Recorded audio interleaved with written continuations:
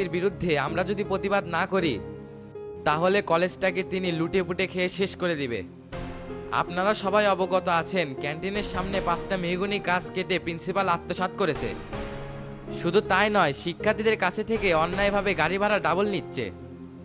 এই দুর্নীতিগ্রস্ত প্রিন্সিপালের পদত্যাগের মাধ্যমে ক্যাম্পাসকে দুর্নীতিমুক্ত করতে চাই।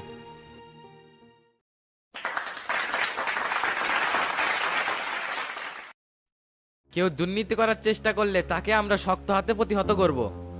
কলেজ প্রশাসন প্রিন্সিপালের কবজায়, তিনি যা বলতেছেন তাই হচ্ছে। এখন যদি আমরা সবাই ঐক্যবদ্ধ না হই তাহলে এই দুর্নীতিগ্রস্ত প্রিন্সিপালকে অপসারণ করতে পারবো না। তাই আজ থেকে আন্দোলন চলমান থাকবে, প্রিন্সিপাল পদত্যাগ না করা পর্যন্ত আমরা কেউ ঘরে ফিরবো না।